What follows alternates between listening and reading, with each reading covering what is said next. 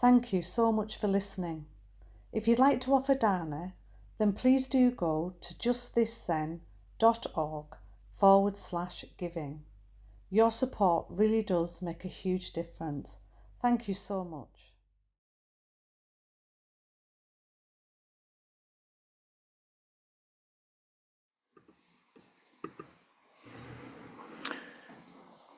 Good morning, everyone.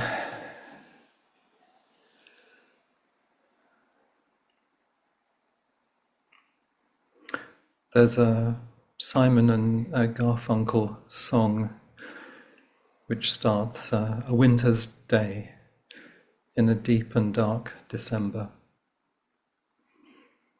You may know this.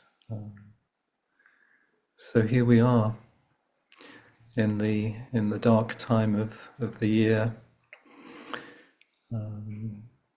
with the approach of the winter solstice, the longest night, and the beginning of Advent, which is a time of waiting and anticipation. And I've been reflecting on winter, and I feel very drawn to the stillness and silence of winter, the rest,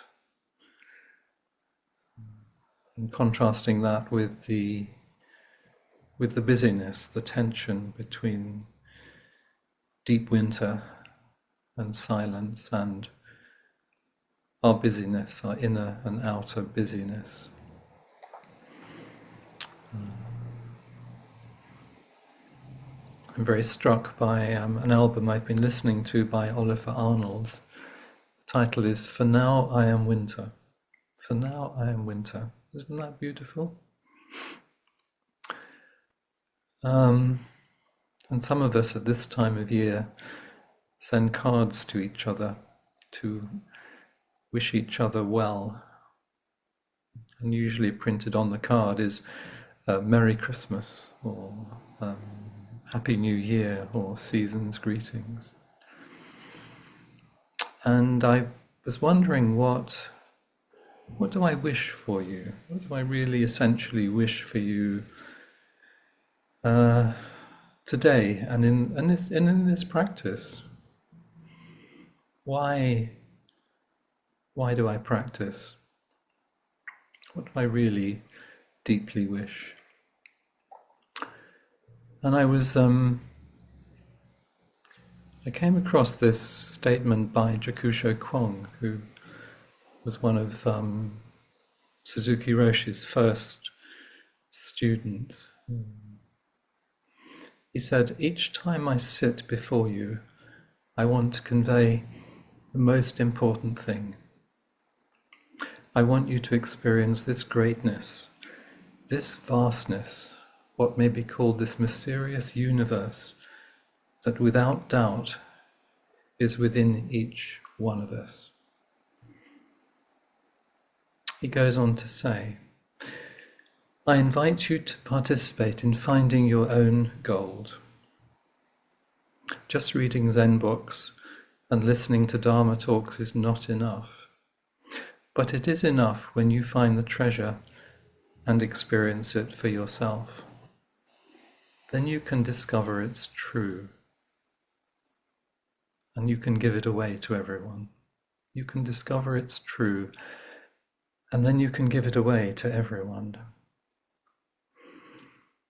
And I think that really expresses what I wish for you in this practice, this taste, at the very least, of this vastness, this greatness, of this mysterious universe inside you. And that's what I would want to put in your card today that I'm writing for you. In one of my lives, I used to be a teacher of drama. And if someone asks me, "What were you? What did you do?" And if I say I was a drama teacher, it doesn't really cover it. I don't feel like I was a drama teacher, but it creates ideas for people of who I might be and what I might have done or achieved. Because I was largely self-taught, so a lot of the time I didn't really know what I was doing. And it feels similar to being a teacher of Zen. In some ways, I have no idea what I'm doing. And in other ways, I deeply do. And drama is, for me, it's a learning medium, it's not a curriculum. So if I was to think what I offered, I offered spaces where something alive and transformative could happen for people. Something alive and transformative could happen. And that resonates for me with what we offer each other together in our practice. I was thinking, well, if I was to ask you, tell me one thing that's really touched you about your life, maybe your work, that kind of is emblematic of something that's you. And a clue to that recently was when I was listening to an interview between the British Museum James Taylor and Jules Holland. And he was talking about Bach and Angela Hewitt, the pianist. And he said, Angela Hewitt, she's great on Bach. The way she approaches the piano, even the way she sits at the piano before she touches the instrument, and then the way she touches the instrument, evokes something in people which allows them to grieve, which gets through all your armor and deep into your unconscious. And I was thinking about what would be one thing that touched me about my work as a so-called teacher of drama. And I used to work for 2 years with 15, 16-year-olds.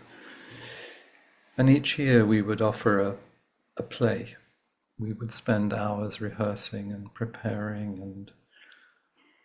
And then when we came to the night of the play, we would have warm connection in the room preparing for the performance. And then there was a moment when it was time to go down to the hall. And some kind of silence and stillness descended on these 16-year-olds, which we'd prepared for a long, long time. And I remember they would get in a line in the order of which they were going to perform, and they would walk down to the hall in a similar way we walk in our practice. They would walk slowly down the stairs in the half light of a corridor. And then they would wait, just silently and stillly, and in such stillness, just for 5 minutes, to prepare to go into the hall.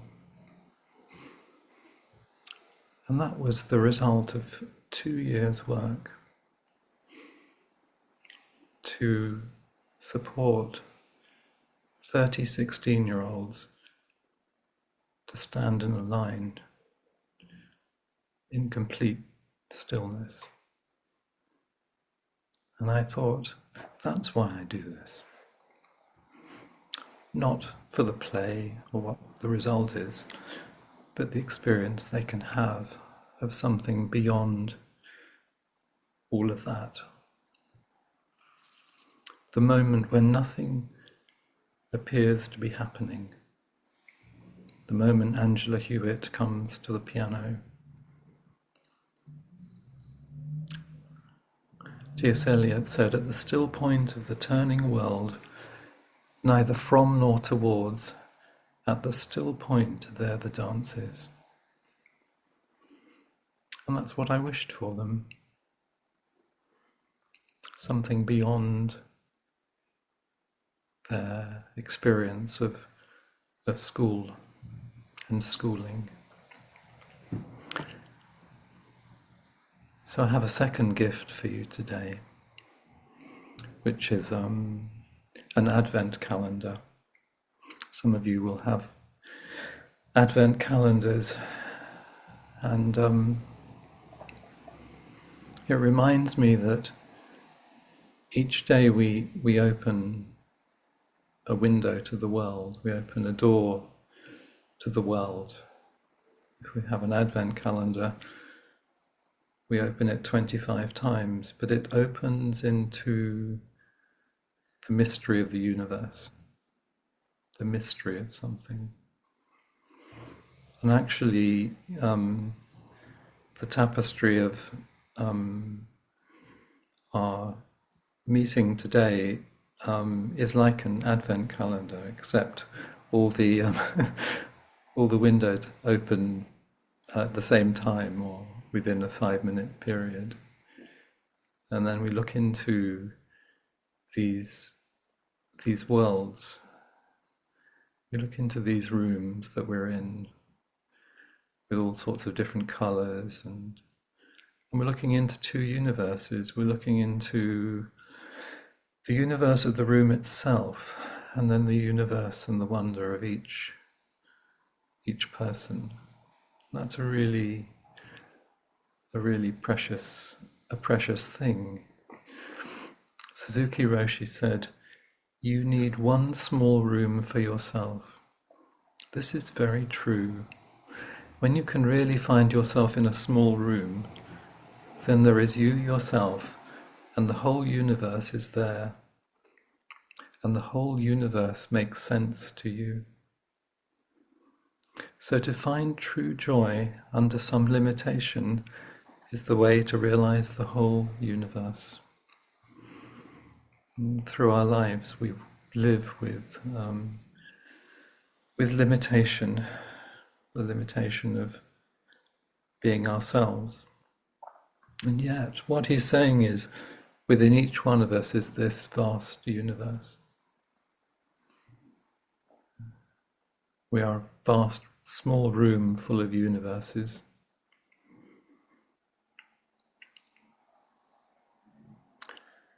Jikusho Kwong and his wife Shinko went to Salt Point on the coast of Sonoma County, and they were intrigued by what seemed to be a special energy in the rocks of the shoreline that could really be felt. And he wrote, "This particular lookout point is where people go to watch whales.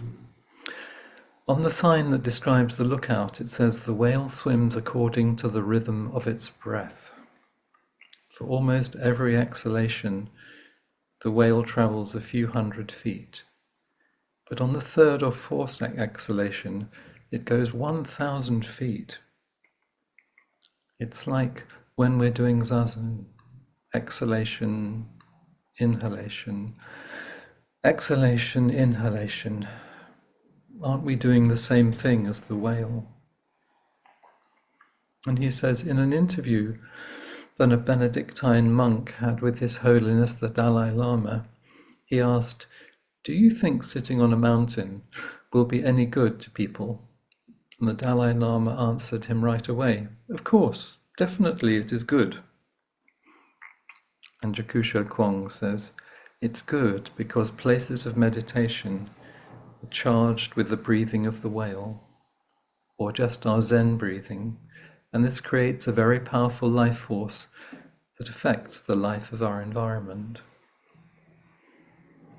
And if we're to think about these spaces that we sit in for Zazen, and we meet each other in, he's saying, this practice you do creates a very powerful life force that affects the environment in your room and beyond your room.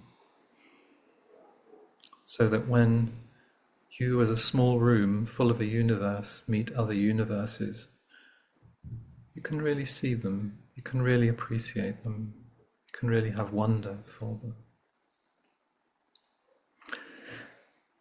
My third wish for you during this season is warm connection, and it's going to be as expressed by the tea ceremony.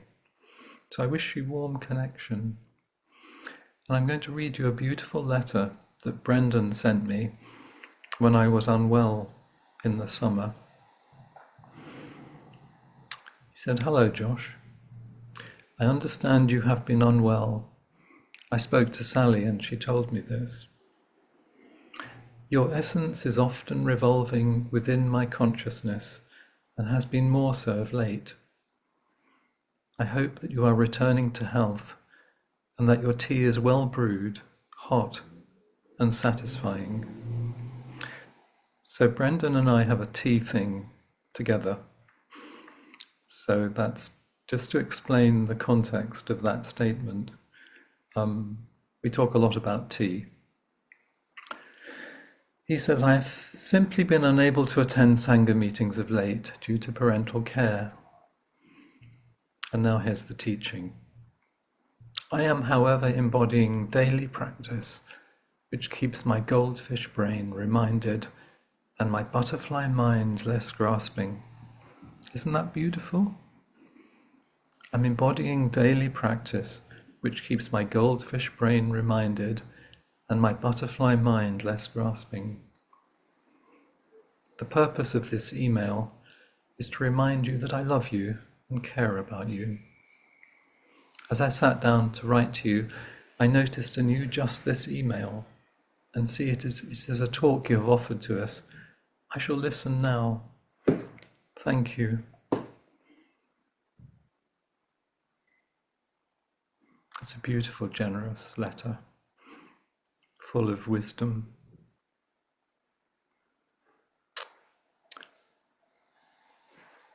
And then later,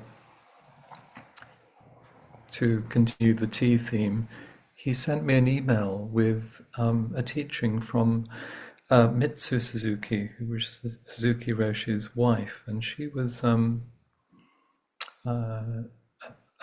mistress of the tea ceremony. And he said, "Zen and tea, I'm deeply intrigued and thought you might be too." And this is what Mitsu Suzuki says about the tea ceremony. "Because I was studying Zen, I wanted my students to grasp the heart of Zen." That's her wish. I wanted my students to grasp the heart of Zen. She said, "Here there is a harmony between host and guest. The host is always thoughtful of the guest, thinking how to create and serve delicious tea to the guest. The guest, instead of trying to look for the host's mistake, watches and wishes for the host to make delicious tea. So there is real warm harmony. This is the spirit of tea ceremony. Warm harmony." And then she shares this beautiful teaching. Dogen Zenji said, "Dignified bearing is itself Buddha Dharma. Dignified bearing is itself Buddha Dharma." He taught that everything we do in our daily life, how we converse with each other and how we take meals, go to the bathroom, how we use water, all is Zen. Tea ceremony is just like that. However, and wherever you meet someone else, being fully thoughtful of the other is most important.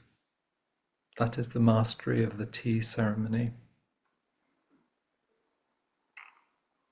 And I feel that's a beautiful teaching for us to take into these weeks.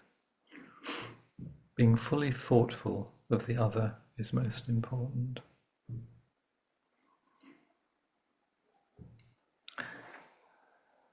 Sophie, who's with us today, when she invited us to take tea with her as our new head student, she quoted something from Suzuki Roshi just before her invitation. And she said, after serving the tea ceremony to Suzuki Roshi, one day, in what I felt was an awkward way, I said, "I'm clumsy." I quoted my former teacher, Saburo Hasegawa's statement, "If you're born clumsy, it's not bad. And if you're born clever, it's not good." The proper way to serve tea is to find your own way. Roshi smiled in his inimitable way and so quietly said, "Yes." And that's from Gertrude Davenport, who was a student of Suzuki Roshi and Saburo Hasegawa. If you're born clumsy, it's not bad. If you're born clever, it's not good. I'm thinking about the final gift I would like to offer you, which is from that statement, some easing around self-acceptance, just who we are, and to support each other in accepting ourselves as we are. Koben Chino Roshi said, "Self-acceptance is the hardest thing to do. If we can't accept ourselves, we are living in ignorance this darkest night. We may still be awake, but we don't know where we are. We cannot see. The mind has no light. Practice is this candle in our very darkest room. Practice is this candle in our very darkest room." And at this time of beautiful candlelight, I wish your practice to be a candle at this dark time of the year. And I have so much love and appreciation for all you offer every time you come here to support each other. Thank you so much.